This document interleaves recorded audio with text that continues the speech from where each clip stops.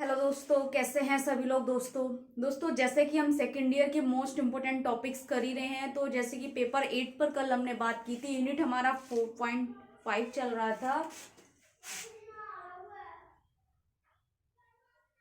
Paper 8 और unit था हमारा 4.5, ठीक है, जिसमें हमने हाइपर एक्टिविटी की थी, यानी कि अति सक्रियता के बारे में हमने लास्ट क्लास में बात की है। ठीक है, उससे आगे का जो टॉपिक पूछ रहा है emotional disorder concept characteristics classroom management, इसमें हमने आज करना है पेपर 8 का यूनिट 4.5 का हमारा टॉपिक है इमोशनल डिसऑर्डर, यानी कि भावनात्मक या संवेगात्मक विकार क्या है, उसकी अवधारणा और उसकी विशेषताएं और कक्षा प्रबंधन को आपने बताना है। ठीक है, तो दोस्तों ये टॉपिक आपका 5 नंबर के लिए मोस्ट इंपोर्टेंट रहेगा एग्जाम के लिए। जैसे कि मैंने आपको बताया था, अति सक्रियता के साथ आपको ये भी आगे पूछा जा सकता है, और इससे आपका प्रश्न बनेगा भावनात्मक विकार से आप क्या समझते हैं, उसकी विशेषताओं को विस्तृत रूप से समझाइए और कक्षा प्रबंधन की तकनीकों को स्पष्ट करें। ठीक है, इस तरीके से आपको 5 नंबर में प्रश्न पूछा जा सकता है परीक्षा में। तो दोस्तों देखिए, भावनात्मक विकार, देखिए दोस्तों, भावना हमारी जो क्या है मस्तिष्क से संबंधित है, मानसिक से संबंधित है। ठीक है, तो ये जितने भी हमारे भावनात्मक या संवेगात्मक विकार हैं सभी हमारे मानसिक स्वास्थ्य से संबंधित होते हैं। ठीक है, स्वलीनता एवं ध्यान अभाव विकार से ग्रसित छात्रों में संवेगात्मक एवं भावनात्मक विकार जैसे चिंता और अवसाद मानसिक स्वास्थ्य समस्याओं के साथ मौजूद होते हैं। कह रहे हैं स्वलीनता यानी कि ऑटिस्टिक बच्चों में, ऑटिस्टिक के जितने भी टाइप्स हो गए उन सभी बच्चों में हम कह सकते हैं, एडीएचडी वाले बच्चों में और उनके जितने प्रकार हो गए उनसे संबंधित जो कंडीशंस रखते हैं उन सभी छात्रों में संवेगात्मक और भावनात्मक विकार, जिसमें कह रहे हैं चिंता और अवसाद मानसिक स्वास्थ्य समस्याओं के साथ मौजूद होते हैं। यानी कि मानसिक स्वास्थ्य से संबंधित जो समस्याएं हैं, चिंता या अवसाद, अवसाद का मतलब होता है दुखद, अत्यधिक दुख महसूस करना, परेशान होना, खुश ना रहना, ठीक है ना, उन सभी समस्याओं के साथ मौजूद होते हैं। ठीक है, जिससे जीवन की गुणवत्ता प्रभावित होती है, यानी कि भावनात्मक विकार से क्या है, जीवन की गुणवत्ता प्रभावित होती है। गुणवत्ता, जीवन की गुणवत्ता क्या है, हमारे जीवन कौशलों को प्रभावित करती है, जीवन क्रियाकलापों को प्रभावित करती है, जीवन की कला को प्रभावित करती है, जीवन की जागरूकता को प्रभावित करती है। ठीक है, दिनचर्या के क्रियाकलापों को प्रभावित करती है। इसलिए कह रहे हैं कि भावनात्मक विकार जो है जीवन की गुणवत्ता को प्रभावित करती है, अन्य क्षेत्रों को भी प्रभावित करती है। ठीक है, कह रहे हैं भावनात्मक विकार अवसाद, ग्रस्तता और चिंता विकार मानसिक विकारों का समूह है। यानी कि संवेगात्मक या भावनात्मक विकार जो है, इमोशनल डिसऑर्डर जो है, कह रहे हैं अवसाद, ग्रस्तता और चिंता विकार, यानी कि जब व्यक्ति किसी चिंता में लीन रहता है हमेशा, ठीक है, या वह खुश नहीं रहता या खुश होने की कोशिश नहीं करता, हमेशा परेशान रहता है, झल्लाता है, चिड़चिड़ापन रहता है, तो कहीं ना कहीं इन सभी कारणों से क्या है, मानसिक विकारों का एक समूह है जिसे भावनात्मक विकार कहा गया है। ठीक है, फिर कह रहे हैं जो जीवन की गुणवत्ता, उत्पादकता और पारस्परिक कामकाज में महत्वपूर्ण हानि से जुड़े होते हैं। यानी कि भावनात्मक विकार जो है, अवसादग्रस्तता और चिंता विकार मानसिक विकारों का समूह है जो जीवन की गुणवत्ता और उत्पादकता, गुणवत्ता का मतलब जैसे कि मैंने आपको अभी बताया, उत्पादकता का हमारा आ जाएगा कि हमारे जो मानसिक रूप से जितने भी हमारे विकास हैं, संज्ञानात्मक, सामाजिक, संवेगात्मक, उन सभी विकासों की उत्पादकता नहीं हो पाती है ठीक से, और पारस्परिक कामकाज यानी कि हमारे दिनचर्या में जितने भी क्रियाकलाप है उन सभी कामकाज में महत्वपूर्ण हानि से जुड़ा होता है क्या, भावनात्मक विकार। फिर कह रहे हैं इन विकारों को न्यूरो डेवलपमेंटल विकारों के रूप में परिकल्पित किया जाता है, न्यूरो डेवलपमेंटल विकारों के रूप में जाना जाता है या परिकल्पित किया जाता है, क्योंकि वे अक्सर बचपन या किशोरावस्था में उभरने लगते हैं। यानी कि ये सभी चीजें क्या है, क्या होता है, अक्सर बचपन में भी देखने को मिलते हैं हमें और किशोरावस्था में उभरने यानी कि अत्यधिक मात्रा में हमें देखने को मिलते हैं, उभरने लगते हैं। ठीक है, और जीवन भर हानिकारक प्रभाव डालते हैं। यानी कि जीवन यानी कि जन्म से लेकर मृत्यु तक क्या है, वो जीवन भर उसके साथ वो सारी स्थितियां बनी रहती हैं और जीवन भर हानिकारक प्रभाव डालते हैं। फिर कह रहे हैं भावनात्मक विकार एक मानसिक स्थिति है, कोई बीमारी नहीं है। भावनात्मक विकार जो है एक मानसिक स्थिति है। अगर आपका मानसिक स्वास्थ्य सही रहेगा तो किसी भी प्रकार की भावनात्मक रूप से समस्या आपको नहीं आएगी। ठीक है, तो एक मानसिक स्थिति कहा गया है जो कई प्रकार के मानसिक स्वास्थ्य विकारों के लक्षणों की विस्तृत श्रृंखला को संदर्भित करता है। यानी कि क्या है, भावनात्मक विकार जो एक मानसिक स्थिति है जो कई प्रकार के मानसिक स्वास्थ्य विकारों यानी कि हमारे जो मेंटल इलनेस हो गई, हम बात करें विकारों के लक्षणों की विस्तृत श्रृंखला, यानी कि वे सभी लक्षण हमें भावनात्मक विकार में देखने को मिलते हैं जो मानसिक विकार या मानसिक रोग वाले व्यक्तियों में विभिन्न प्रकार के लक्षण रहते हैं।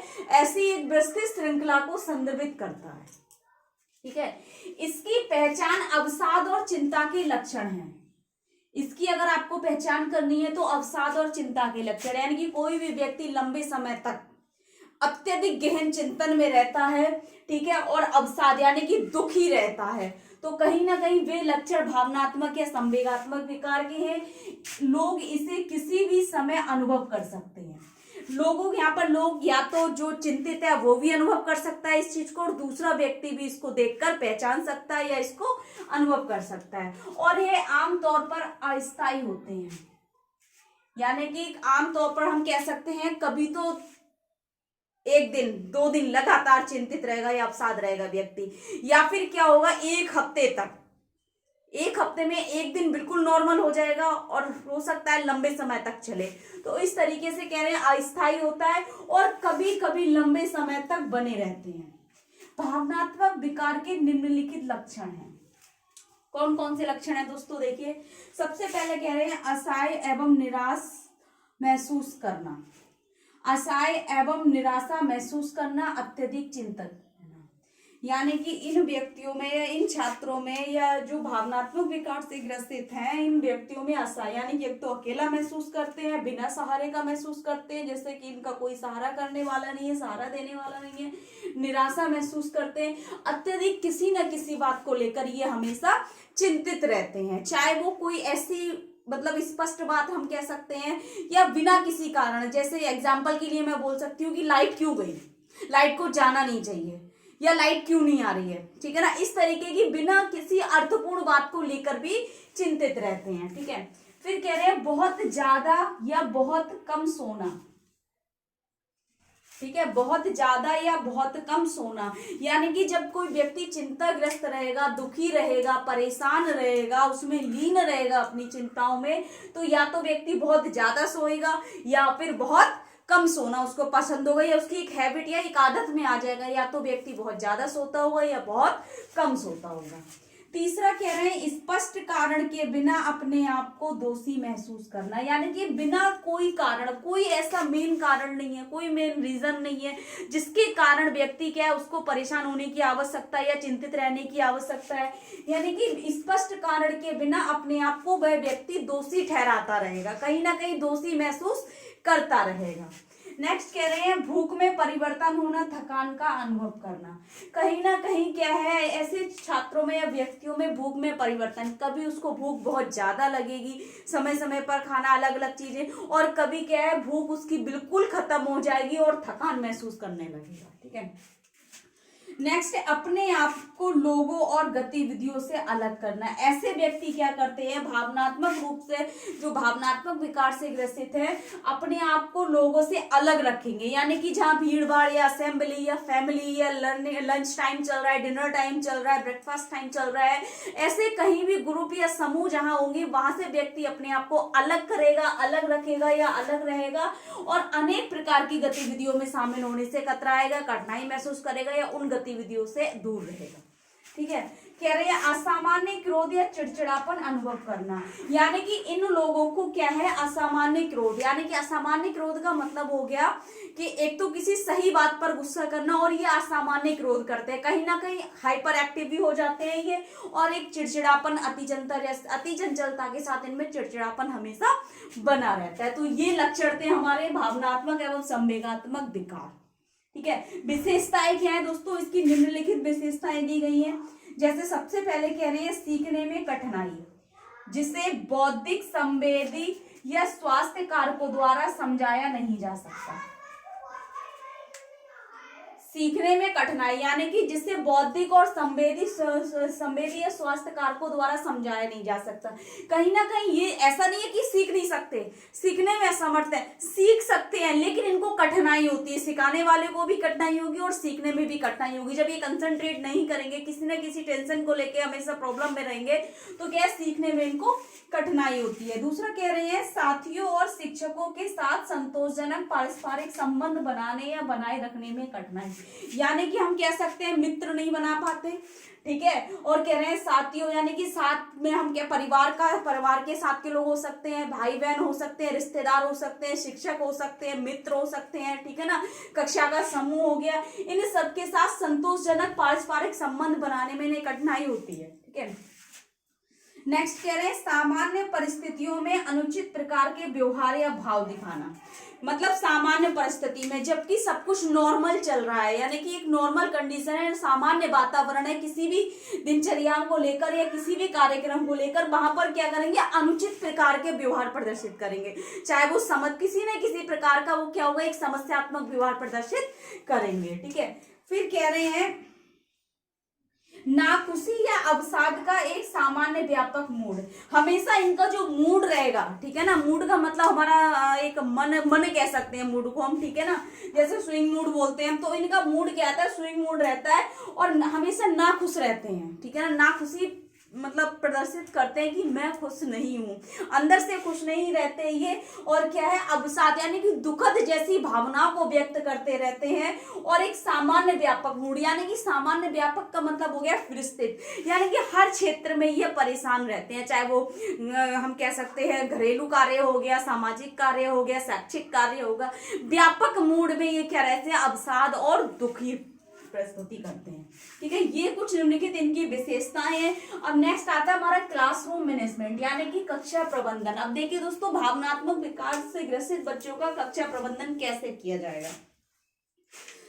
कक्षा प्रबंधन, इन छात्रों को कम से कम प्रतिबंधात्मक वातावरण में मुक्त और उपयुक्त सार्वजनिक शिक्षा देनी चाहिए। यानी कि कह रहे हैं इन छात्रों को, यानी कि जो हमारे भावनात्मक विकार और संवेगात्मक विकार से ग्रसित छात्र हैं, कम प्रतिबंधात्मक, यानी कि किसी भी प्रकार का प्रतिबंध ना हो उस वातावरण में, जिस वातावरण में कक्षा या शिक्षा प्रदान कर रहे हैं या शिक्षा ग्रहण कर रहे हैं छात्र, उनको प्रशिक्षण दिया जा रहा है, ऐसे छात्रों को बहुत कम से कम का मतलब हो गया कि बहुत कम, केवल आवश्यकता पड़ने पर इन पे किसी भी प्रकार का कोई प्रतिबंध लगाया जाना चाहिए। और क्या, एक मुक्त और उपयुक्त सार्वजनिक शिक्षा देनी चाहिए। मुक्त का मतलब एक फ्री एजुकेशन, ताकि उसमें किसी भी प्रकार की कोई रोक टोक ना हो। ठीक है ना, कोई रूल्स रेगुलेशन ना हो, और मुक्त शिक्षा देनी चाहिए। सार्वजनिक क्या कह रहे हैं, सार्वजनिक शिक्षा इसलिए कह रहे हैं दोस्तों, ताकि किसी भी समय और किसी भी स्थान पर हम इनको रीड कर सकते हैं। फिर कह रहे हैं भावनात्मक विकार से ग्रस्त छात्रों को अक्सर सामान्य शिक्षा कक्षाओं में शामिल किया जाता है, यानी कि इन छात्रों को क्या है, सामान्य कक्षाओं में शामिल किया जाता है, या भावनात्मक विकार से ग्रसित छात्रों को सामान्य कक्षाओं में शामिल किया जाता है।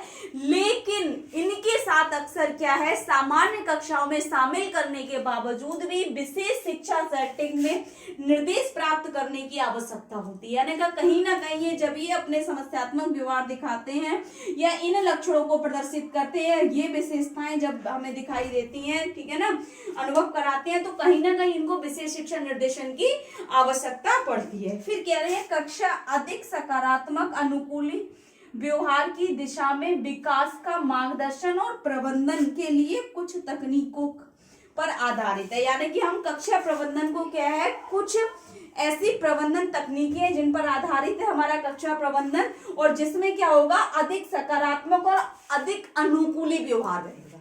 ठीक है, कौन कौन सी भी तकनीकी है, जैसे कह रहे हैं सांकेतिक अर्थव्यवस्था। सबसे पहले कह रहे हैं सांकेतिक अर्थव्यवस्था। सांकेतिक अर्थव्यवस्था में क्या होगा दोस्तों, कहीं ना कहीं सांकेतिक अर्थव्यवस्था में कक्षा में एक इस प्रकार का व्यवस्था या मैनेजमेंट रहेगी जिसमें क्या है, टोकन सिस्टम चलेगा।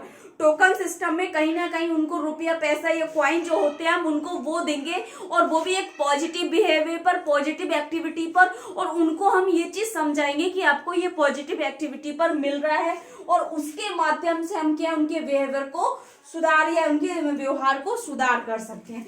दूसरा कह रहे हैं कक्षा व्यवहार चार्ट। कक्षा व्यवहार चार्ट में हम क्या करेंगे, जिस जिस प्रकार के व्यवहार कक्षा में गतिविधियां हो रही हैं उस प्रकार के सभी व्यवहारों को हम क्या करेंगे, एक चार्ट बना लेंगे। ठीक है ना, इस तरीके से एक चार्ट लगा हुआ है और हर एक एक्टिविटी के आगे एक पिक्चर लगी हुई है। ठीक है, और हम वहां क्या करेंगे, छात्र की जो जो समस्याएं हैं वो सारी एक्टिविटी, ठीक है, वो खुश है या सैड है, ठीक है ना, तो वहां पर वो क्या करना चाह रहा है, तो कक्षा व्यवहार चार्ट में क्या होगा, उसमें उसको प्रदर्शित करते रहेंगे, और एक क्या करेगा, अप चलेगा हमारा और एक डाउन चलेगा। ठीक है, अगर छात्र अच्छी कार्य कर रहा है या एक्टिविटी कर रहा है या पॉजिटिव बिहेवियर दे रहा है तो कहीं ना कहीं उसका चार्ट ऊपर की ओर दिखाएगा उसका स्तर, और अगर नहीं कर रहा है तो नीचे की ओर। इस तरीके से हम कक्षा व्यवहार चार्ट कर सकते हैं का उपयोग। फिर कह रहे हैं मनोरंजन पर आधारित गतिविधियां, यानी कि कक्षा में जितनी भी एक्टिविटी रहेंगी वो मनोरंजन पर आधारित रहेंगे। इस प्रकार की कोई एक्टिविटी नहीं होगी जिसमें किसी प्रकार का वातावरण प्रतिबंधित हो या फिर किसी प्रकार का भय हो उनके लिए, या इस प्रकार का जिसमें उन्हें क्रोध आए, या बहुत दयालुता वाली या फिर बहुत शीलता वाली, और केवल क्या है, किस पे आधारित होंगी, मनोरंजन बेस्ड होंगी, जिसमें वे फुल एंजॉय कर सके। ठीक है ना, फन वे मेथड की आप एक्टिविटी उसमें यूज कर सकते हैं।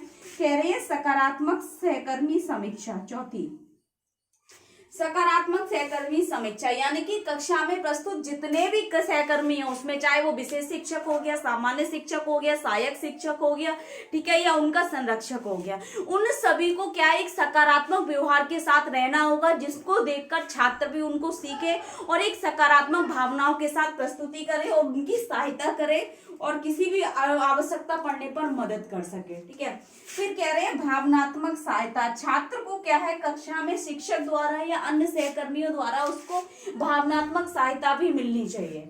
ठीक है, उसके बाद छठा है परामर्श अनुकूलन। परामर्श अनुकूलन यानी कि क्या है, जब छात्र बहुत ही ज्यादा परेशान है, चिंतित है और वह अपनी चिंता से बाहर निकलना चाह रहा है तो उसको क्या है, एक परामर्श मिलना चाहिए, यानी कि कोई भी एक ऐसा व्यक्ति हो जो उसको क्या करे, काउंसलिंग करे उसकी समस्याओं को। ठीक है, फिर कह रहे हैं चयनित पाठ्यक्रम, यानी कि छात्र की इच्छा अनुसार चयनित पाठ्यक्रम निर्धारण होना चाहिए जो छात्र पर आधारित हो, केंद्रित, छात्र पर केंद्रित हो और छात्र की इच्छाओं पर आधारित हो। ठीक है, फिर कह रहे हैं सामग्री अनुकूलन।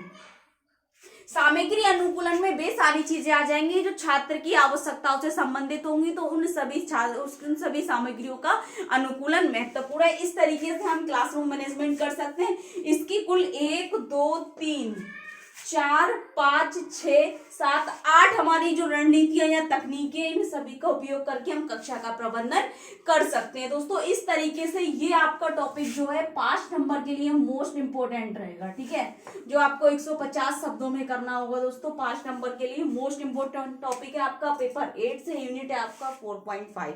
बाकी इसमें अगर आपको कुछ समझ नहीं आ रहा है, कुछ डाउट लग रहा है, कुछ पूछना है तो कमेंट बॉक्स में जाके कमेंट करें। ज्यादा से ज्यादा वीडियो लाइक करें, चैनल को सब्सक्राइब करें, बेल आइकन को प्रेस कर दें ताकि नेक्स्ट आने वाली क्लास आप तक पहुंचती रहे। दोस्तों थैंक यू सो मच।